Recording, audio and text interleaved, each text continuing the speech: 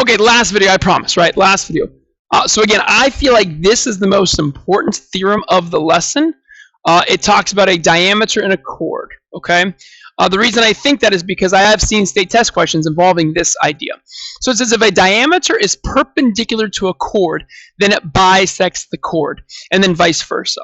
So if we know that this diameter, and again, it could be any piece of the diameter. It could just be PE, it could be PC, or it could be DC.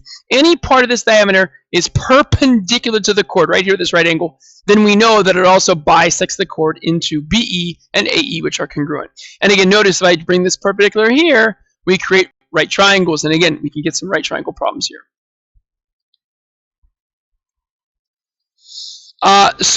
This is another theorem. It says the perpendicular bisector of a chord contains the center. So if you know that this segment is perpendicular to this chord and bisects the chord, which means it breaks into two congruent pieces, then you know that the center lies somewhere on this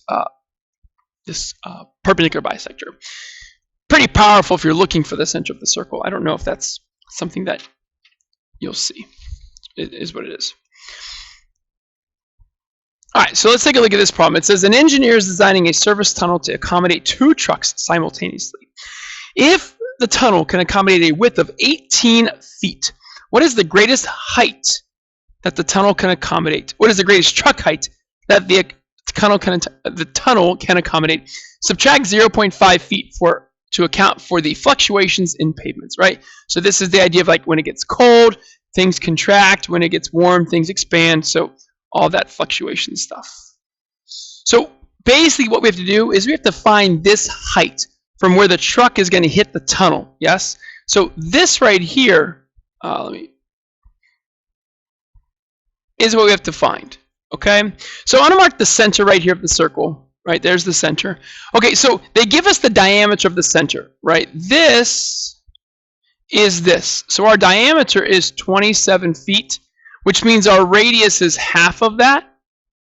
So our radius is 13.5. So that might be helpful. Now this 18 feet, this is going to be a chord.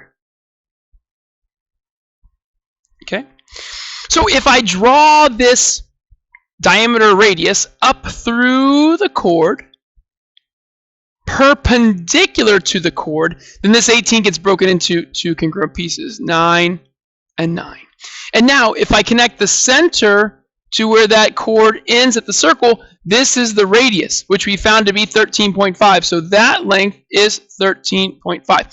So I can find this segment right here, which is part of the height I want to find, right? It's this part, using Pythagorean theorem. I have 13.5 as my hypotenuse.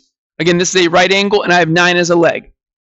So let's start by doing Pythagorean theorem. A squared plus b squared equals c squared. Again, the radius 13.5 is my c. A and b doesn't matter. I'll call this x. Right? Sorry about the coloring.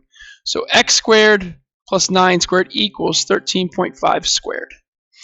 Square each, so this is x squared plus 81 equals 182.25. We're going to subtract 81 on both sides to get x squared equals 101.25, and we'll take the square root. And move around to the near second decimal, so x equals, I got 10.06, and that would be feet. So that is that distance right there. That is not the answer, that's that distance. Okay. So now I need to find this distance down here, right? This remaining distance right here. Well, if I go all the way down, and I'll use green, right? That would be another radius. But they tell me that this distance is 6. So I can actually take the radius we found, which is 13.5, and subtract 6 to get 7.5. So this purple distance right here is 7.5. So the blue distance is 10.06. The purple distance here is 7.5. We're going to add those together. But then remember, it says subtract 0.5 to account for fluctuations. So if I go 10.06 plus 7.5, but then I subtract 0.5, that's going to give me a height of 17.06. And again, I think I round to the nearest tenth. I don't know. That would be the height that you should, the greatest height that would go through the tunnel. So really cool application problem there. Again, the biggest thing for this problem here was the radius, right? Knowing that if you have the center, and I'm going to do it in orange, knowing if you have the center and you have the end of the chord, you can draw this segment, and that is the radius. Okay, so just remember that when it comes to this theorem about the diameter perpendicular to a chord. All right, thanks for watching. Good luck in class, and again, sorry for the 4 videos.